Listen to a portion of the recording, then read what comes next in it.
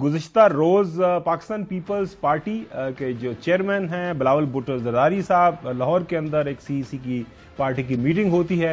उसके बाद वो प्रेस कॉन्फ्रेंस करते हैं और प्रेस कॉन्फ्रेंस के दौरान जो सबसे बड़ी खबर वो ब्रेक करते हैं, वो ये कहते हैं कि पार्टी ने बिलावल भुट्टो ज़रदारी साहब को यानी उनको एज ए चेयरमैन जो है अगला उम्मीदवार है as a prime minister of Pakistan, उसके लिए नॉमिनेट कर दिया। आज पाकिस्तान पीपल्स पार्टी की सेंट्रल एग्जीक्यूटिव कमेटी मीटिंग हुआ है, जिसमें सदर ज़रदारी साहब ने मुझे वज़ीर आज़म के ओहदा के लिए नामज़द किया है और पाकिस्तान पीपल्स पार्टी का तमाम सेंट्रल एग्जीक्यूटिव कमेटी ने यूनानिमसली इस फैसला को इंडोर्स किया है। नाज़रीन, इसी प्रेस कॉन्फ्रेंस के दौरान जो है आसिफ ज़रदारी साहब जो पार्टी के को चेयरमैन भी है, वो ये कह रहे हैं कि वक्त कम रह गया है और पार्टी को डायरेक्शन मिलनी चाहिए कि उम्मीदवार कौन है प्राइम मिनिस्टर का और पार्टी ने किस सिमत में जाना है। तो ये सारी चीजें हमें स्ट्रीमलाइन करने की जरूरत है। आज 1 महीना रह गया है इलेक्शन में, तो हमने समझा कि बहुत जरूरी है कि हम अपनी बातें और लाइन्स क्लियर करें, जिसमें हम बिलावल साहब को as prime minister candidate declare करें। नाज़रीन, एक बात तो बहुत वाज़ेह हो गई है। आपको याद होगा कुछ अर्सा पहले जब मोहतरम आसिफ अली ज़रदारी साहब ने एक इंटरव्यू के दौरान ये बताया था कि अगर मौका मिला तो वाई नॉट, मैं भी प्राइम मिनिस्टर बन सकता हूं। आप ये कह रहे हैं कि प्राइम मिनिस्टर पीपल्स पार्टी का होगा, हो सकता है? हाँ, बिल्कुल हो सकता है। कौन होगा, आप होंगे या बिलावल साहब होंगे? वो तो वक्त बताएगा। बिलावल साहब नहीं है आपके कैंडिडेट? क्यों नहीं हो सकते, वैला साहब भी हो सकते हैं, मैं भी हो सकता हूँ। और जो बिलावल भुट्टो ज़रदारी साहब ने भी, नाज़रीन आपको पता होगा, कहा था बुजुर्ग सियासतदान जो है वो घर बैठे हैं, अब जो है नौजवानों को आगे बढ़ने की जरूरत है। कुछ अर्सा पहले उन्होंने इन ख्यालात का इजहार किया था। 70% 30 साल या उससे कम उम्र के हैं। क्या हम ये 70 साल के बाबे जिनके पास शायद एक इलेक्शन और एक असेंबली बैठने का मौका मिले, क्या हम उनके हवाले पाकिस्तान का मुस्तकबिल, हमारा मुल्क के अवाम का मुस्तकबिल उनके हवाले करना चाहते हैं जो सिर्फ अपने लिए सोचते हैं, या क्या हम एक मौका पाकिस्तान पीपल्स पार्टी को दे? 70% जो हमारा आबादी है वो जवान है, वो नौजवान है, ये हम सब का मुतालबा है। ये 70 साल के नौजवान से, ये 70 साल के सियासतदान से हमारा मुतालबा है अब कि घर बैठे मस्जिद में बैठे दुआ करें मुल्क के लिए। नाज़रीन, ये तो बात वाज़ेह हो गई। बिलावल भुट्टो ज़रदारी साहब ने जो बात की थी उसको उन्होंने सच साबित कर दिया है। अब जो बहसीयत प्राइम मिनिस्टर के कैंडिडेट पाकिस्तान पीपल्स पार्टी की तरफ से वो नामजद हो गए हैं।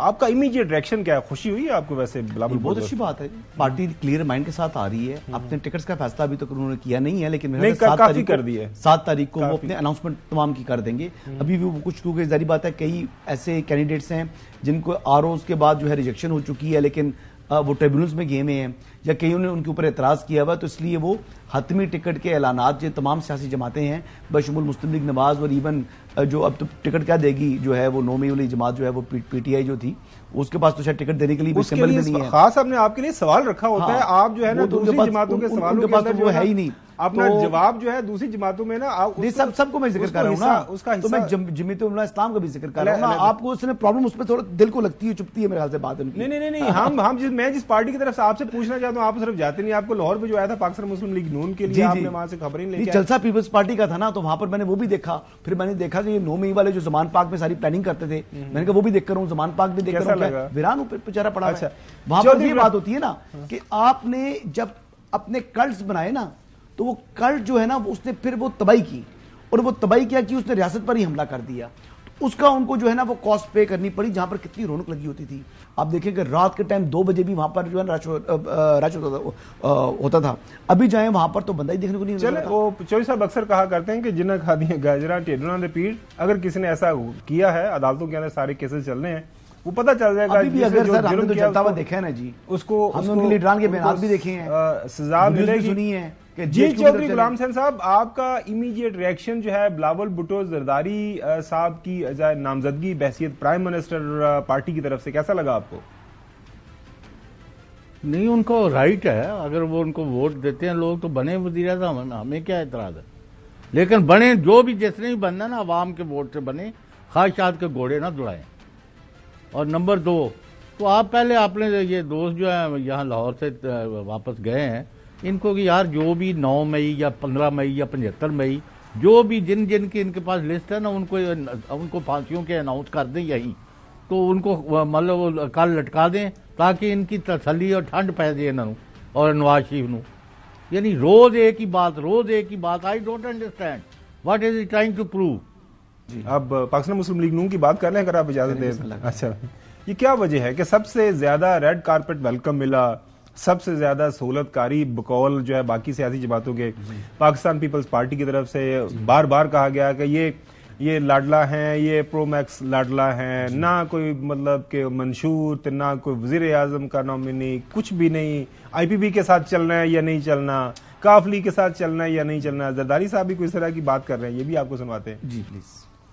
मियां साहब तैयारी पकड़ रहे हैं 4थी बार वजीर आजम की, और आप कह रहे हैं मैं वजीर आजम। उसने कभी कहा है कि मैं 4थी बार बन रहा हूँ, लेकिन नाज़रीन सबसे अहम जो है कमेंट किया फैसल करीम कुंडी साहब ने कि लग ऐसे रहा है कि जो हमारी जो ताहियात कायद है, हमारी सबसे बड़ी चहेती जो जमात है, जाहिर है इस वक्त जोरों के अंदर हैं, उनके जो आप देखें ना वो बिल्कुल सीना चौड़ा करके मैदान अमल के अंदर वो पूरी तरह हावी है। और हसन अयूब हमें रोजाना डराते हैं कि डर के रहें, चौधरी साहब को भी डराते हैं।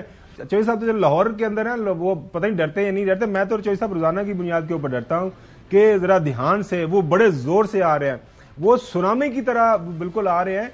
लेकिन फैसल करीम कुंडी ने कहा जनाब आला हुकूमत बनाएंगे तो आपको इलेक्शन लड़ना पड़ेगा ना, उसके लिए लोगों के पास जाना पड़ेगा, उसके लिए आपको कुछ और मामला करने पड़ेंगे, इंतखाब में से गुजरना पड़ेगा। सुनिए क्या फरमा रहे हैं।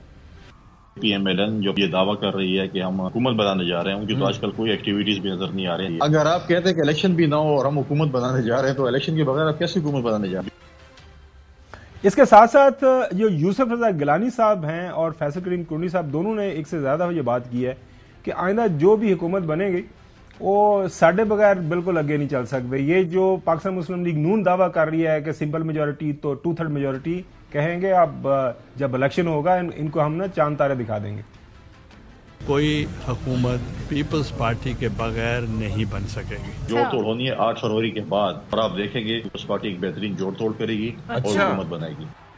ये नून लीग का साबन स्लो क्यों है इतना ज्यादा? है थोड़ा स्लो ही। क्यों? टिकट्स के हवाले से जो मसाइल उनके हैं वो हैं, और जो IPP के हवाले से बात नहीं, मतलब 8 फरवरी तो बाद टिकट उन्हें देनी है। बस यही लोग सवाल भी उनके जो उम्मीदवार है यही बातें कर रहे हैं। कंपेन नहीं करनी। रात को शादी पर था, वो तारिक शफी साहब के साहबजादे की, तो वहां पर भी बहुत से लोग आए हुए थे, जो उम्मीदवार थे वो भी ख्वाहिशात जिनकी है टिकट लेने की वो भी वहां पर मौजूद थे। तो ये नवाज शरीफ साहब भी वहां से, मैं थोड़ा लेट हो गया, तो नवाज शरीफ साहब और शहबाज साहब वो पहले जा चुके थे, तो वहां पर काफी जो उनके बाद की जो लीडरशिप है तकरीबन सबसे मुलाकात हो गई थी। तो वो कह रहे थे जी हम कर देंगे, यानी अभी तो पीपल्स पार्टी ने भी टिकट अनाउंस नहीं किए, लेकिन डिले तो कर दिया उन्होंने। अब IPP के हवाले से मैंने पूछ लिया तो उन्होंने कहा जी कि IPP के हवाले से कोई मतलब हतमी फैसला अभी तक नहीं हो सका, लेकिन कुछ सीटें देने पर ये रजामंद हो चुके हैं। मुस्लिम लीग नवाज चंद सीटें के ऊपर एडजस्टमेंट करने पर रजामंद हो चुकी है, लेकिन जो उनकी लिस्ट थी ना 40 वाली MNAs और पता नहीं कितने MPAs, तो वो मेरे ख्याल से 4-5 MNAs रह जाएंगे और इसी तरह 4-5 MPAs होंगे और यहां पर काम कहानी मुक जाएगी।